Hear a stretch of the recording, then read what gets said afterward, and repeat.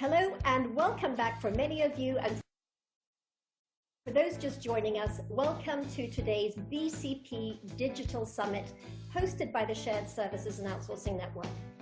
I'm delighted to introduce this session coming up now, Making Your Business Continuity Plan Real, Reacting to COVID-19 and Preparing for the Next Crisis. In this session, we're going to have Phil Searle and Chaz Moore from Chazey Partners sharing lessons learned from COVID-19, realizing virtual shared services, and what is coming next. Joining Phil and Chaz is Dan Russi, Executive Director of UCPath Center.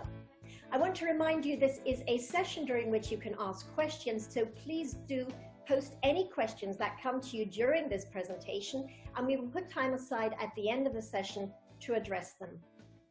Phil, I'll hand over to you now. Thank you very much, Barbara. Hello, everyone. Welcome to our session on Making Your Business Continuity Plan Real, reacting to COVID-19, and quite importantly, preparing for the next crisis. As Barbara mentioned, we're going to be covering a number of topics today, including reviewing lessons learned both from this particular crisis and other crisis events. We're going to have a case study with UCPath Center, and Dan Russi will be presenting on the particular case there. We'll be talking a little bit about virtual shared services, which is a topic which has been discussed for many years in the literature and is sort of becoming a reality now, partly through necessity. And then we'll be talking a little bit about the intelligent automation and RPA trends and how this is probably going to be accelerated as part of this current crisis and the future of the operating model for shared services. So brief introductions on who we are. The three of us on the call today, my name's Phil Searle. I'm the CEO of Chazey Partners. With me on the call today is Chaz Moore. Chaz is one of our senior project managers at Chazey. He's also our BCP and operating model expert, and actually helped write and design the initial business continuity plan that we did with UCPath Center a few years back, that Dan will be referring to as how they brought that out of the off the shelf, to say, and made that real in the recent crisis. A little bit more about Chazey Partners. Chazey, we're a global management consulting and advisory services firm. We are founded in 2006, but headquartered in California, where I'm sitting right now. We have offices throughout the world, and we focus on sort of four key areas: traditional shared services, business transformation more broadly, which can include mergers and acquisition support and system integration, robotic process automation, which we've been involved with for the last 4 or 5 years and is a big part of our delivery toolkit, and enterprise-wide security, where BCP fits in nicely along with organizational security and cyber security. In terms of what we're going to be talking about today, initially I'm going to be asking Chaz to join us to speak first. He's going to be talking about COVID-19, shared services and the interaction with shared services, and some of the lessons learned from this current crisis and actually BCP in general. And then he'll hand back to me and I'll take over from there talking about virtual shared services. So with that, please, Chaz, take it from here. Great, thank you very much, Phil. So the prior session reviewed the results of the SSON survey of 222 organizations in March 2020. Mid-March was early in the COVID-19 crisis, and we still saw the vast majority of organizations deploying social distancing and other strategies to protect their people and their businesses. So we'll consider business continuity planning in the context of shared services and what we're starting to learn from COVID-19. So how did business continuity planning change in the context of shared services? Well, the impact of COVID-19 is unique in scope and scale. We're seeing widespread disruptions in the global economy. Some businesses will emerge larger and stronger. Many others will not emerge at all. Shared services has risks and strengths in terms of business continuity.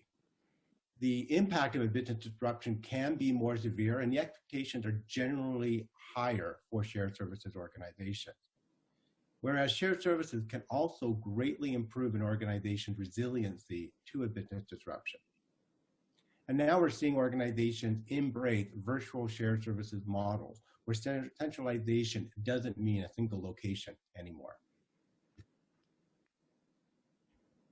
Your organization's ability to recover from a business disruption is greatly dependent on how well your people are trained and how they react to the crisis. The initial response to the crisis is likely to be managed by people who are not business continuity professionals. This could be due to the crisis hitting unexpectedly, or because the crisis is a global pandemic with limited resources spread very thinly. So the key to business continuity planning is to plan for what can be foreseen. So that means at the beginning of the crisis, your people are not running around looking for contact numbers, escalation procedures, and equipment. Pre-planning means the organization can focus its capacity on sustaining and recovering more quickly. And your people need to be heard, so consistent and effective two-way communication is critical. So what are some lessons learned in reacting to the current crisis? Strong operating model. They not only drive efficiency and effectiveness, but they also improve an organization's resiliency and enable remote working. So many organizations today are experiencing remote working. Those who are doing it well already had clear decision-making. They had their processes documented. They have performance management, so they know what their staff are doing and are not relying on walking about and watching. Certain goals of traditional shared services can actually weaken resiliency. We've worked a lot in the past in the industry eliminating redundancy, just-in-time supply chain, and co-location at central locations. Those are all proving to be challenges that need to be addressed in the current pandemic. Also, organizations are reevaluating service models that heavily rely on outsourced, offshore, or out-of-country providers.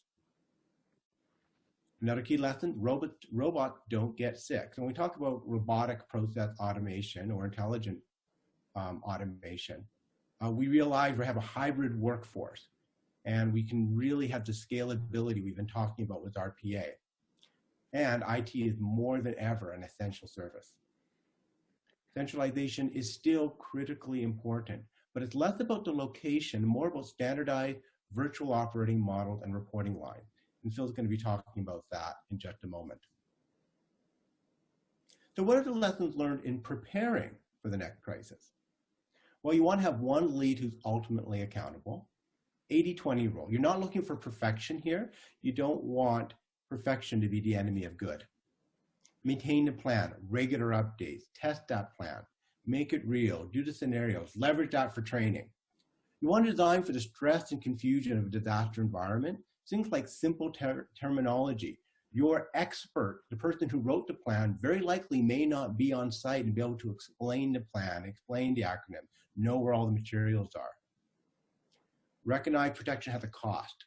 We're seeing that now today. Organizations are spending a lot of money in trying to implement essentially virtual shared services on the fly. And doing it again, prevention is much cheaper than trying to cure it after the fact.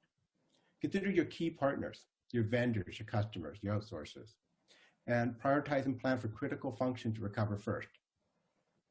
You need to think about the regulatory framework, and then finally, senior management support. And they can really help you with the cost prioritization, culture, risk mitigation. So I'd like to turn it back over to Phil, and you're going to talk about virtual shared services. In fact, I've been around in shared services for quite a long time, as some of you might know. 25, 30 years shared services has been around. And during a lot of that time, especially earlier on, there was a lot of discussion of virtual shared services. And what that basically means or meant was that you didn't have to bring everybody into a central location, a central building, as Chaz referred to, but instead you'd have people distributed throughout an organizational locations and then sort of loosely affiliated or reporting line structured more centrally. Now, to be honest, that didn't happen as rapidly or as significantly as the textbooks and the specialists were talking about, because actually bringing the people together in one location has advantages in having them all together and consistency in processes and training and culture and service delivery, etc. However, with the advancements in new technologies and new processes and new service delivery frameworks and measurement frameworks, it is definitely absolutely more possible than it used to be. And indeed, this current crisis has made it a necessity where we've had to have remote working and people not necessarily all working in a single building. However, having said that, there is, as Chaz has already mentioned, centralization in terms of a reporting line organizational perspective is still fundamentally important. So what does all this mean? Well, when we go back to the definition of shared services, which I've sort of been using, quite frankly, for a long time, but it's about the provision of non-core, sometimes closer to the core business services, to the business, employing a specialist team that's trained up and works effectively, geographically unconstrained. And that's been in the definition that I've been using for many years. So in other words, the delivery can take place from anywhere. Now, as I mentioned, centralization has still been a part of that, but the geographically unconstrained enables virtual shared services if structured appropriately. The key is it's all about focusing on the requirements of the internal client or customer. And if we can still manage that within the framework of a robust client interaction framework, sometimes called service delivery framework, sometimes called service management framework, and we'll come back to them in a second. As long as you have that framework, you can have more virtual, distributed, non-centralized, locational shared services, and that's what we're really talking about here. Some of the potential challenges with doing that would include collaboration, which I've sort of talked about, and team working. So you're going to have excellent training and support and collaboration tools and team working, which can be done through virtual means. But once we're through this crisis, you'll still be bringing people together, and there still will be certain hubs and central locations, but it can be more distributed and more virtual. The other concern I've seen about virtual shared service in the past is actually it's almost been used as an excuse to do nothing. In other words, let's just leave everybody where they are, call it shared services, and pretend like we've got this new delivery mechanism. But the reality is, if you actually don't change anything, nothing changes, which is a typical statement. If you always do what you always did, you always get what you always got. So you have to do much more than just call it shared services. So virtual shared services has to be supported by technology, service delivery framework, training and support, customer interaction framework, and everything that I've been talking about. So if that happens, virtual shared services is definitely going to be more part of the model going forward, part of the business continuity planning. And actually, to be fair, is actually happening in reality today. And you'll see that when we get into the discussion with Dan. So again, just to be clear, it needs to be supported by a client interaction framework. And we talk about, at Chazey, we talk about the 9 key components of a client interaction framework, which include things like account management, contact management, service partnership agreements, continuous improvement, feedback, process controls, documentation, performance measurement, reporting and control, and to some extent recharging. If you can have all of those 9 key components to the relevant balance, it can be more in some location companies and less in others, and as long as you have a significant element of that framework, you can move to a more virtual shared services structure, which in itself can support business continuity and address some of the challenges around locational dependence, single points of failure, redundancy planning that Chaz has already mentioned. With that, I think it's a great moment actually to hand over to Dan Russi from the UCPath Center. And Dan's going to be talking about a specific case study for UCPath that has happened as a result of COVID-19, but also referring back to your BCP plan that was brought off the shelf, taken off the shelf and worked through. So with that, I will hand over to Dan to take us through the case study. Dan. Thanks, Phil. Just a little bit of background here about the UCPath Center and UCPath, the project. UCPath, the project, is a project to centralize payroll, benefits administration, workforce administration, all the financial functions that support those things, including paying the tax authorities and keeping the labor ledger for the university. I began here in November of 2017. I was previously the CIO of the Office of the President. And in November of 2017, I also took responsibility for the Path Center. Current state is we've been rolling the UCPath out sequentially to each of the campuses and medical centers. We've got 170,000 of the 225,000 employees being paid in UCPath at the moment. And within 6 weeks, we'll have all 225,000 employees being paid in their benefits administration, et cetera, being done here in the UCPath Center. UCPath Center is right now 415 people. We're going to grow to 450 people within the next 3 months. We're actually still hiring, even though we're going through this remote situation. And to speak about what's occurred over the last, it's really been about 6 weeks. Phil mentioned that, and Chaz mentioned that Chazey Partners helped us with preparing a business continuity plan in 2014. And that was literally before even the first transaction or payroll occurred in UCPath. First payroll occurred in a pilot mode in 2016, but we went live with, 2017, and we went live with our first campus on January 1st of 2018. So the business continuity plan was really helpful in helping us through the last 6 weeks, where it became clear to us that this is a very serious situation, and we had to be prepared to work remotely if the need happened. So we got the business continuity plan, which, by the way, we did refresh in 2019 as a result of a serious situation that occurred at March Air Force Base, which is about 2 miles away, that caused us to have to send our employees home for 1 day. And that got us thinking about how do we refresh the plan now that we're doing a lot of transactions, a lot of payroll, and we did that. But about 6 weeks ago, we decided to take it down to a different level of detail. It took us about 3 weeks to do that. We had some really high-level guiding principles, and one of the guiding principles was payroll was number one. So we looked at the set of services we provided, and we said, okay, if we have to go remote, the number one thing we have to do is to continue to deliver payroll to the 170,000 employees that we currently serve. So all of our plans were based on that. And what we did was we looked at every single service that we provide, and we asked the question to ourselves, is this essential for payroll? Do we need to do it in a limited basis for payroll, or can we drop that service? So the whole business continuity plan was based on that guiding principle. We from that we did a matrix: essential for payroll, limited, can be done in a limited fashion, does not have to be done. And then we built all of the logistics around this based on that premise. We also made a decision, and we reviewed this decision with the chief operating officer of the university.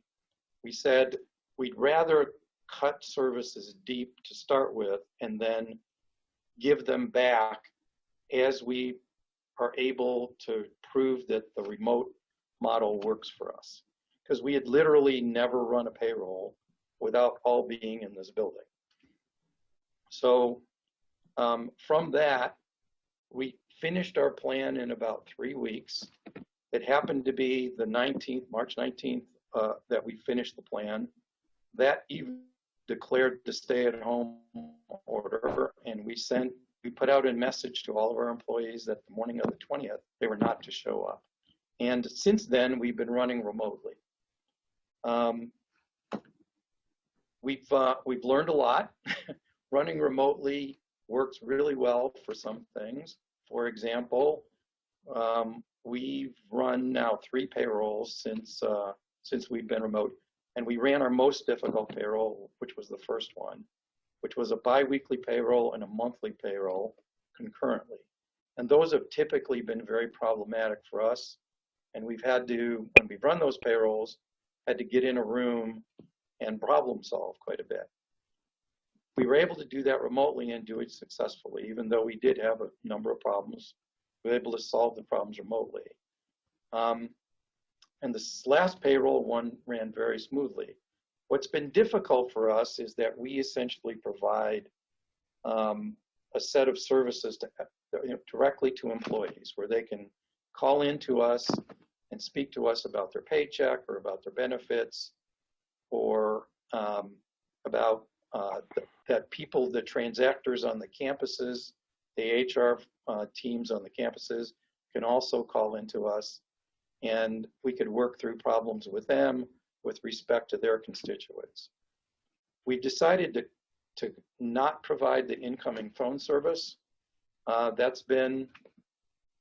We've been able to take all cases over our UCPath online portal, and that's been reasonably successful, but the interaction and the real-time problem solving is something that's missing, and we're going to think about now ways to give that back. So once again, many lessons learned. We're doing daily meetings among our individual teams are doing daily meetings. We're doing daily meetings among the leadership team, sending out a tremendous amount of communication to the executive teams and the campuses, as well as the operational teams at the campuses. So with that, I mean, that's the bigger story. I'm going to turn it back to Phil at this point. So thanks, Dan. I mean, I think it's you and I have chatted about this quite a lot, and I think what you've done at UCPath Center, given this crisis, but not just that, the whole project has been phenomenal achievement, and it's been great talking to you the last 3 or 4 weeks, Dan, about how you've addressed this. Before I sort of just go back to more general comments, one thought, as you think about business continuity planning for shared services in general, right? What would be your one key recommendation to an existing service center, even if it's just within the United States or internationally, that they should do now, given this context, in the context of BCP and shared services? Yeah, I mean, the big thing I would say, Phil, is that you got to get into a level of what I call excruciating detail. And that's what we did for 3 weeks. And when I say 3 weeks, we were here 12 or 14 hours a day as a leadership team and others, really developing the detail such that you didn't have to really think about it when you had to execute it, okay? Right. You didn't want to, one of the things I kept telling the team is you don't want to invent things in the middle of a crisis. Right. Let's be able to have them documented, be able to look at them, and just go execute. There's no doubt we missed a few things, but we didn't miss a lot of things, I would say. And that's part of the learning. One of the things I'm very proud of this organization is that I consider us a learning organization. And that's our mantra for normal operations, but it's also been our mantra for this particular situation too. Mm. Well, again, it's been very impressive, Dan, and I really appreciate you taking the time out today to share that experience. And as we go forward, we're going to be talking with the university in general, hopefully with yourself, about BCP and how it's such a fundamentally important. And one thing you did say, it's amazing how much detail you have to get into, and that's part of one of the lessons learned in general. BCP as a general thing has been left as a sort of theory, right? Oh, let's tick that box. We've got a BCP plan. Did somebody do that BCP plan? Oh yeah, you did. Right. Good. This has been an example of actually, hold on, where is it? And the detail that you referred to, Dan, suddenly you have to, how is it going to really work in practice? How are we really going to deliver services in this environment? And your case study is a great example of that. So again, appreciate it, Dan, very, very much. And we'll take some questions from the audience at the end of the session, which I'm sure will be asking more specifics about your experience. So we'll come back to that as well. So again, thank you very much for that, Dan. Welcome. With that being said, I'm just going to close this up for the next couple of minutes and talk about a couple of things. What may be coming next and what some of the recommendations. We've touched on this a little bit in the discussion we've just had with Dan, but BCP, Business Continuity Plan, is no longer a theoretical best practice. It's a reality, and it's not a best practice. It's a necessity. So it's a real necessity as we move forward. And it has to be integrated into daily operations, right? Rather than just being sat on the shelf and brought out just in case. As part of that assessment of BCP, you need to consider how you integrate with your partners and your suppliers, both internally and externally, your IT organization critically, but also any third-party vendors who provide any services for that. And then critically, you need to bring out the BCP, bring it off the shelf and actually test it in reality. And Dan's mentioned this, right? It's about, what do people actually do? And how do people act? And if they don't know, they haven't experienced it, they haven't tested it, It's much harder than if they've done a dry run, or if they've reviewed the plan, or they know what they're doing. And that's a big lesson learned as well, and what needs to come next. The other thing we talked about a little bit here is, retaining redundant capacity. And actually, historically speaking, some of the goals has been to simplify and streamline and eliminate, right, in shared services for all these years. But you do need to retain some redundant capacity. It doesn't mean inefficiency, it means redundant capacity. And again, actually, Dan and I have talked a little bit about this for his shared service center, but in general, over-reliance on one location is one of the challenges that shared services centers need to be looked at, and Chaz mentioned this too. You need to be able to transfer services and uptime to another location, not just for, obviously, for this particular COVID-19 issue, but in any business continuity issue. You don't want to be over-reliant on one location. However, if you have a robust operating model and service delivery framework in place, and you have this virtualization, remote working we've talked about, you're more able to do that. We mentioned we were going to talk about RPA and intelligent automation, and again, Chaz touched on this. The appropriate use of new intelligent digitization RPA tools as part of your hybrid workforce absolutely can and should be part of both your operating model and your BCP plan. Both your operating model and your BCP plan. And that's the critical statement to me. It's about operating model, of which BCP is an element, right? And not just in a crisis, but in ongoing operations, you need to have a resiliency, consistency. And using intelligent automation and RPA in a hybrid workforce allows you to leverage up and down across. If, for example, you had a high sick level in your organization, or you had an earthquake situation, or you had something like this. If you can scale up and down your hybrid workforce, including your RPA bots and other intelligent automation tools, and leverage your human skills around that appropriately, it can really make your model, your operating model in shared services, far more robust again. Just as some future expectations, remote working is definitely going to become more accepted, normal, and even expected to some degree. That's not to say we're not going to go back into our offices when this is over, we will, but I think there's going to be more acceptance of remote working and virtualization. Travel will likely return, but at a lower level. Well, it will return, but likely at a lower level. And again, that means collaboration and consistency and sharing of best practices is going to be important. But I again refer to it has to be within a robust client interaction framework, service delivery framework, the 9 key components I talked about earlier. Otherwise, it can become confusing and unintegrated. And one of the great benefits of shared services in GBS is integration. So we need to maintain integration while not having two single points of failure. But on the flip side, in the siloed world, where there isn't shared services, you have what I can call multiple single points of failure, which is in a way worse. So again, you just got to take the pros and cons, linking back to what Chaz was saying, some of the lessons learned and things we need to adapt going forward. And finally, on what comes next, clearly there's some changing world dynamics going on here as well, in terms of companies looking to have greater control and visibility and tightness and flexibility over their supply chains, be that manufacturing or IT or logistics or whatever, but shared services is part of that supply chain in terms of delivering services, and we're going to have to be looking at that. And again, this is where RPA and IA can be part of the solution here, because it brings things a bit closer, more closer to the core business, can be managed more appropriately locally without necessarily having to be over-reliant on an offshore, outsourced or third-party or distributed model. It'll actually bring some of that control back in-house. And then finally, in terms, as we close our session before questions, I've talked a little bit about these already, but just as a reminder, some of the recommendations, it's all about operating model. It's all about assessing and strengthening your operating model, building resiliency, scalability, adaptability, and efficiency into that operating model, of which BCP is a key part. Now, while we're working remotely, why not take the time to assess and build and maybe deploy some changes to the operating model? That can be done without necessarily having to have big project teams flying all over the world and going to locations. Indeed, many of our clients, in fact, all of our clients are operating a remote assessment, build and deployment model at the moment, and it's working very, very effectively. Again, not to limit travel in the future, but you can do a lot of this remotely and very effectively.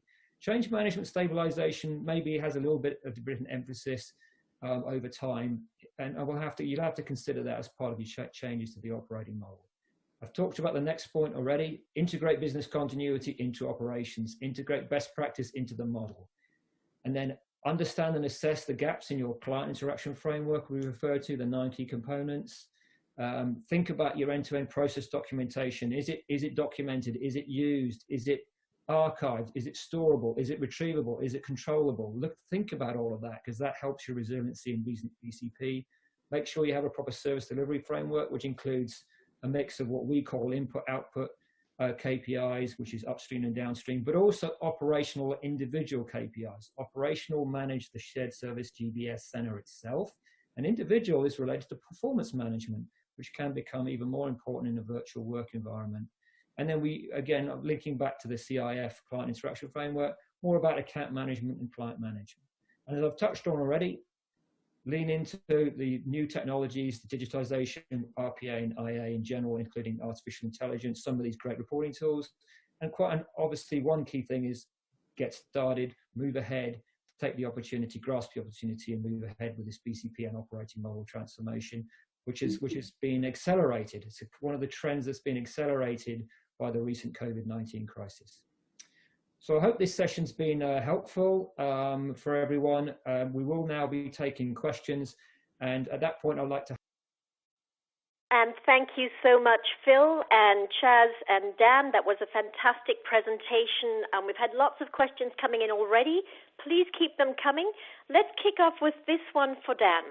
Dan, what decision-making and planning went into the decision to proceed with the UCPath Go Live for UCSF, UCSD, and LBNL instead of waiting until after the COVID crisis? So what was the decision-making and planning to proceed with the Go Lives right now instead of waiting for afterwards? Dan? Yeah, to extend the project is extremely costly. So we did look at alternatives to extend the project to the end of the year. It literally is in the tens of millions of dollars to do that.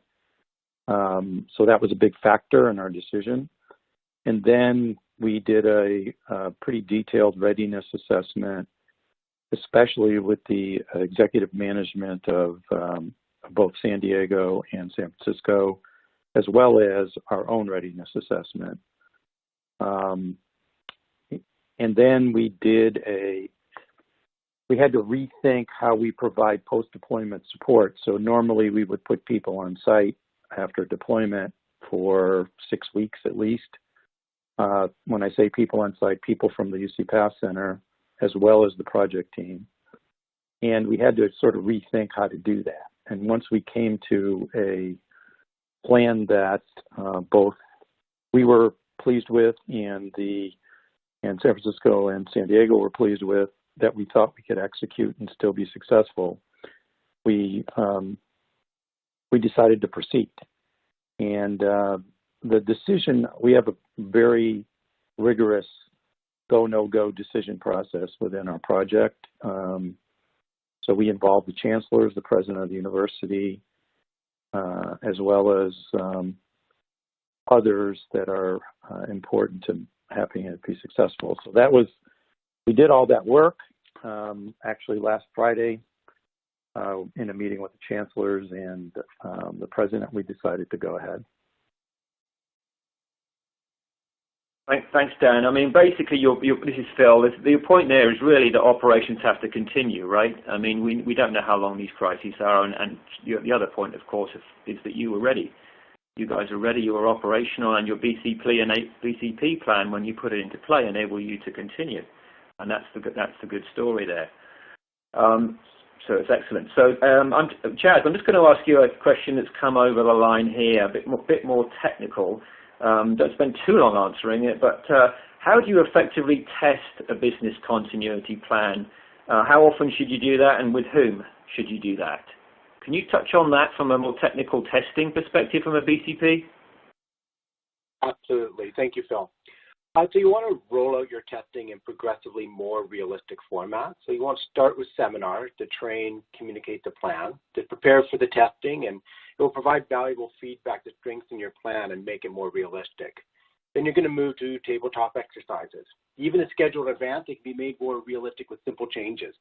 When we did it with a client recently, one thing we did right at the beginning was announce that the senior leader was reassigned to a regional response team. And that moved people to different roles. And it was quite interesting because the second in command, who didn't really take it all that seriously, figured they could read the plan as they went, stepped into the leadership position.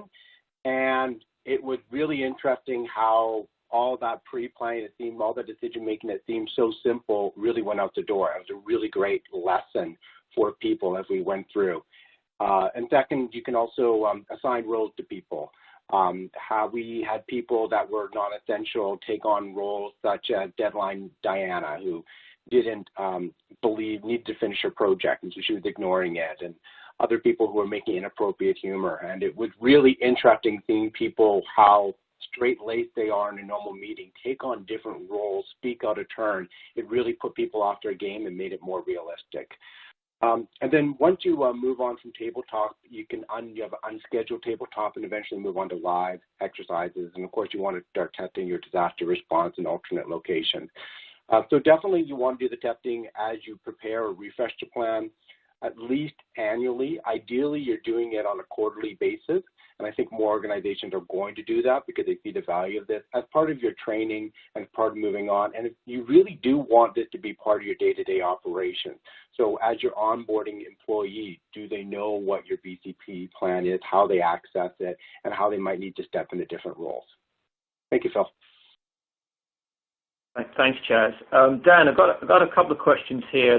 They're linked, so I'm going to ask them both to you. The first question is, how do you think that potential social distance measures might impact your operation into the longer term? And do you think you need to, especially if social distancing needs to be maintained in the longer term? And there's sort of a related secondary question that's come across.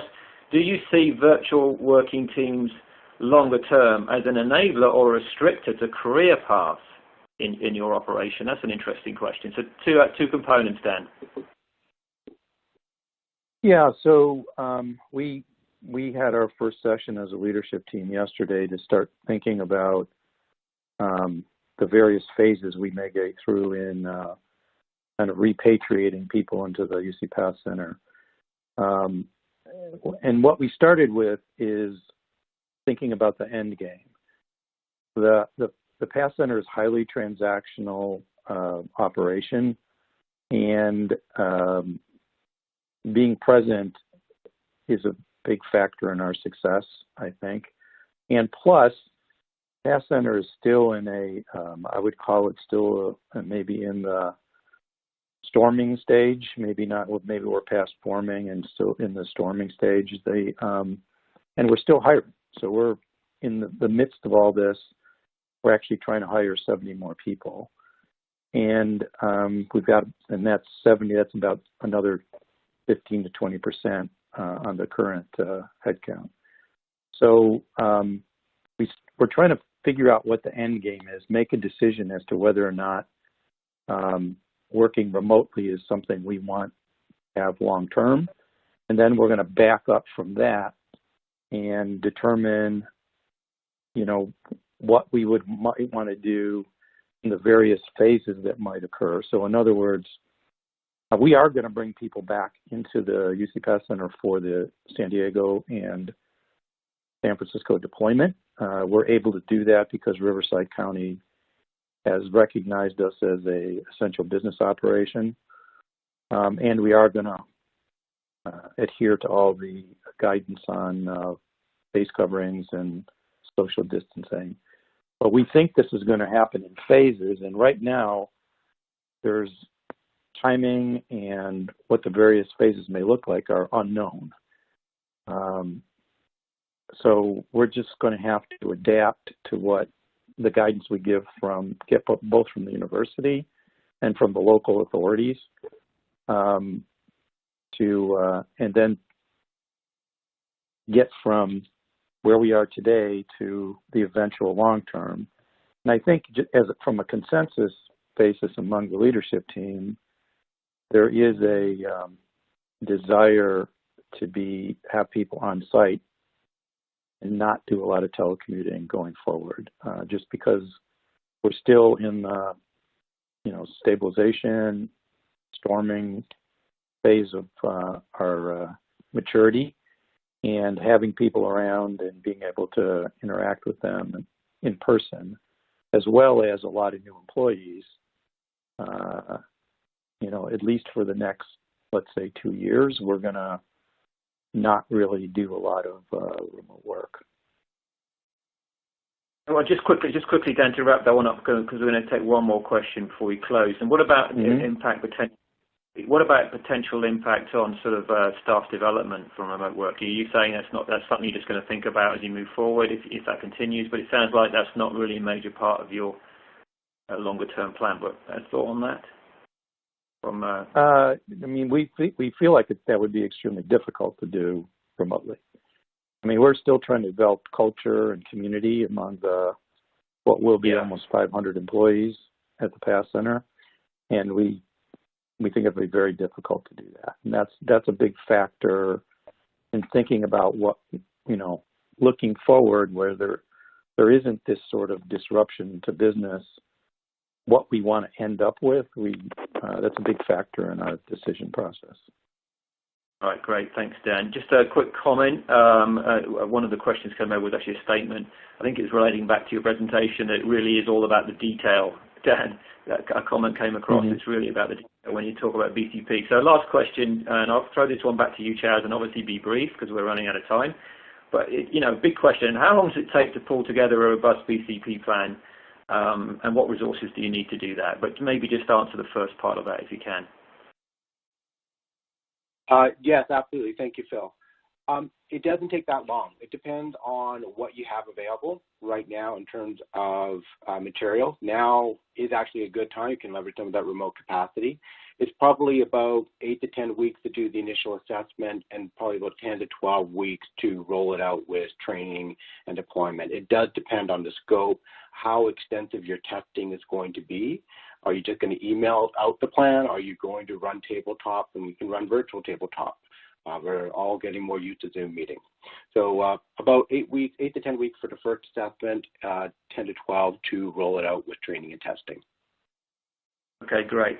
Thank you very much. I just wanted to answer one of the questions that's come over. We will be issuing slides as a follow-up to this. So the slide content that was used to back up the discussion will be issued to the attendees. So with that, I believe I'm going to hand back to you, Barbara, to close the session out. Yes, you will.